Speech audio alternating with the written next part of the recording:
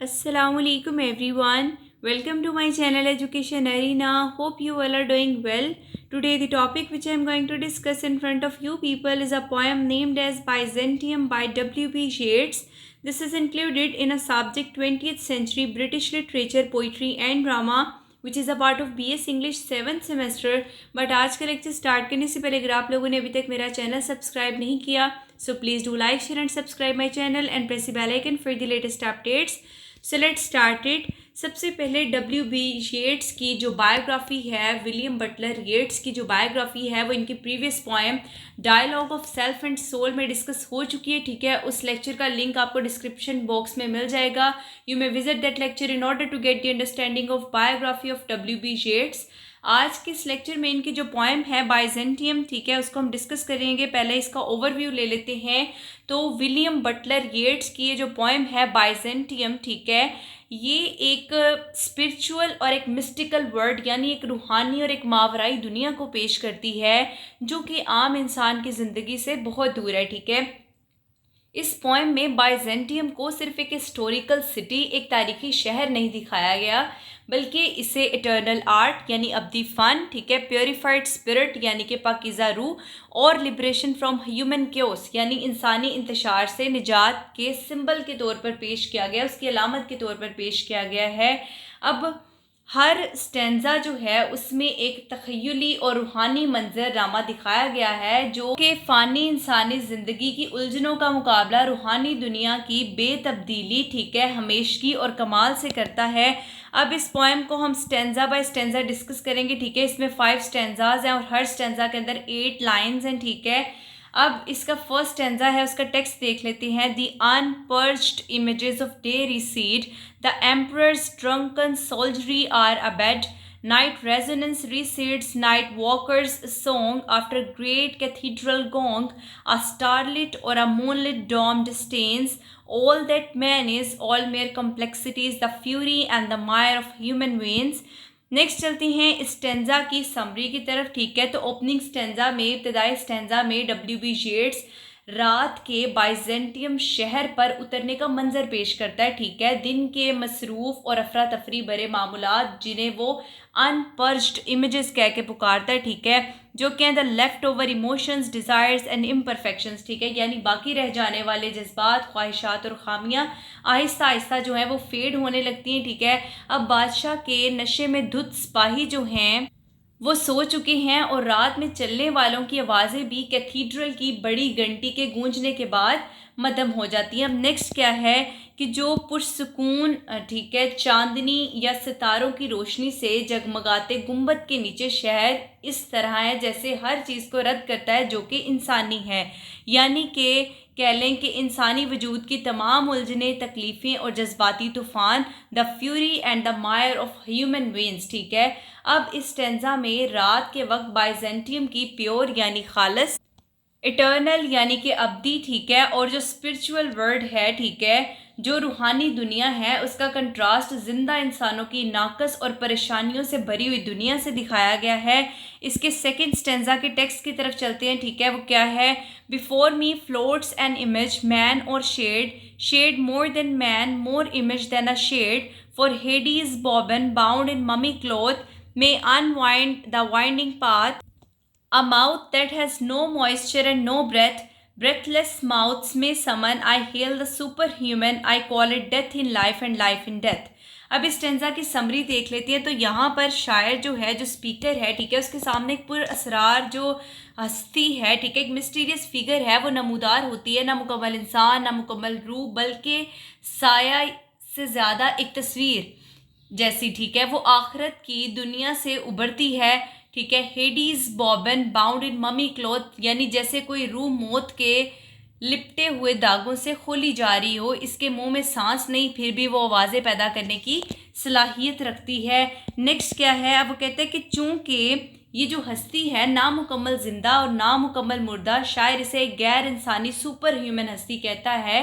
वो इस हस्ती को ज़िंदगी में मौत और मौत में ज़िंदगी का लक़ब देता है, जिसका मतलब ये है कि ये उस रूहानी दुनिया से ताल्लुक़ रखती है जहाँ ज़िंदगी और मौत ज़म हो जाती हैं और जिस्मानी हदूद लागू नहीं होती। ठीक है, स्टेंजा में एक रूह या रूहानी हस्ती के बाइजेंटियम की मुक़द्दस और तख़य्युलाती दुनिया में दाखिल होने का जो मंजर है उसको बयान किया गया है। नेक्स्ट चलते हैं स्टेंजा 3 के टेक्स्ट की तरफ। अब यहाँ पर क्या है, miracle bird or golden handiwork, more miracle than bird or handiwork, planted on the starlit golden bough, can like the cocks of Hades crow, or by the moon embittered scorn aloud in glory of changeless metal, common bird or petal, and all complexities of mire or blood। अब stanza 3 की summary देख लेते हैं। अब poem जो है Byzantium के मशहूर सुनहरी परिंदे का मंजर पेश करती है।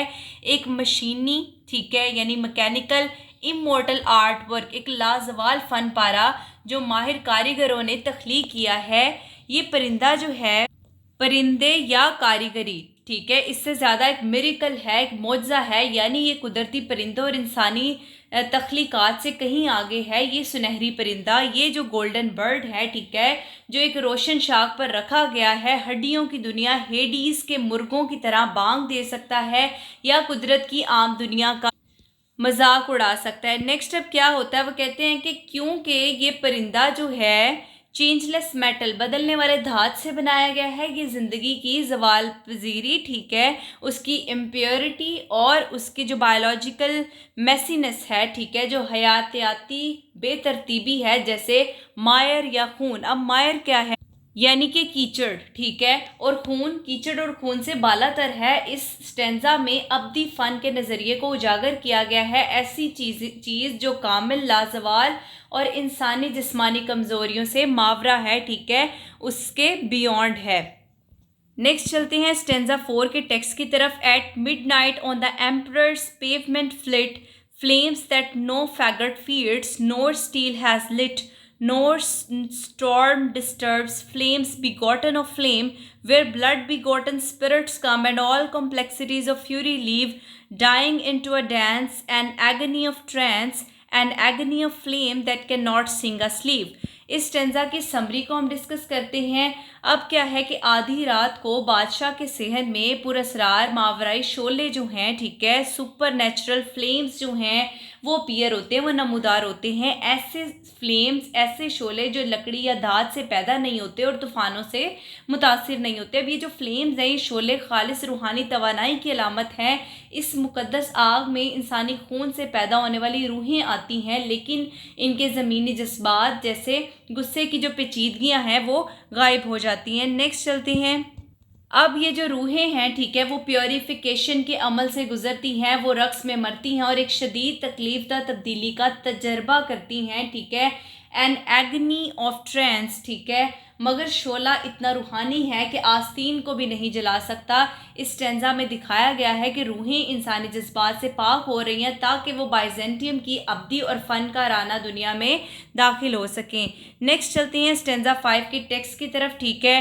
A straddle on the dolphin's mire and blood, spirit after spirit, the smithies break the flood, the golden smithies of emperor, marbles of the dancing floor, break bitter furies of complexity, those images that yet fresh images beget, that dolphin torn, the gong tormented sea। इसकी summary की तरफ चलते हैं तो आखिरी stanza में रूहें Byzantium की तरफ समंदर पार करती हैं। वो अलामती डॉल्फिन्स जो हैं उन पर सवार हैं, जो ज़िंदगी, खून और मायर, ठीक है, और मौत यानी समंदर बतौर रूहानी सरहद के इम्तजाज की नुमाइंदगी करते हैं, ठीक है। बादशाह के सुनहरी कारीगर, ठीक है, आला हुनरमंद जो हैं इन रूहों को शक्ल देते और तराशते हैं, जैसे फ़नकार धात को कामिल शक्ल देने के लिए तराशते हैं। अब नेक्स्ट क्या है कि जो बाइजेंटियम का मार्बल फ्लोर है, संगे मरमर का फर्श इंसानी पेचीदगी की तल्ख हंगामों को तोड़ देता है और जज्बाती तकालीफ के चक्कर को ख़त्म कर देता है, मगर समंदर जो घंटी की गूंज से इस्तराब में है और डॉल्फिन से फट रहा है, नए तस्वीर पैदा करता रहता है, यानी नई रूहें या इंसानी तजर्बात को जो ज़िंदगी के इंतशार से मुसलसल जन्म लेते हैं। ठीक है, ये स्टैंज़ा ज़ाहिर करता है कि किस तरह रूहें बाइजेंटियम में कमाल की शक्ल इख्तियार करती हैं, जबकि फ़ानी दुनिया इंसानी स्ट्रगल को जो है वो पैदा करती रहती है।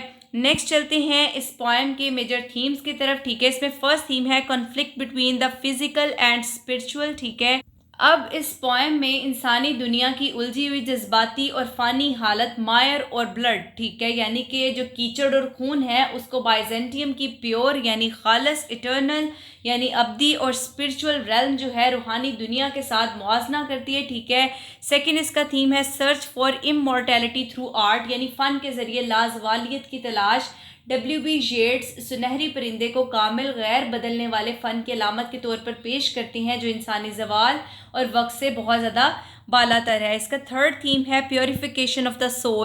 अब रूहें बाइजेंटियम की मुक़द्दस शोलों में रूहानी सफाई से गुजरती हैं और इंसानी जज्बात और तकालीफ छोड़कर पाक हो जाती हैं। इसका फोर्थ थीम है ट्रांसफॉर्मेशन एंड रीबर्थ, यानी तब्दीली और तजदीद। इंसानी रूहें सुनहरी कारीगरों के ज़रिए तराशती और दोबारा बनाई जाती हैं। ठीक है, जिससे ज़ाहिर होता है कि रूह की ज़मीन पर ज़िंदगी से अब्दी शक्ल तक का सफ़र किया जाता है। ठीक है, इसका लास्ट थीम है ह्यूमन सफरिंग एंड कम्प्लेक्सिटी, इंसानी तकलीफ़ और पेचीदगी। ये जो पोएम है बार बार इंसानी जज्बात, ख्वाहिशात और इंतशार को पेचीदगियाँ और गुस्सा कहकर बयान करती है, जिससे ज़ाहिर होता है कि ज़िंदगी की बेतरतीबी जो है वो डिवाइन ऑर्डर के मुकाबले में है। तो ये आज का हमारा लेक्चर था। Hope you guys understand my lecture, so please do like, share and subscribe my channel and press the bell icon for the latest updates. Inshallah in future I'll try to make more lectures for you people. Thank you very much.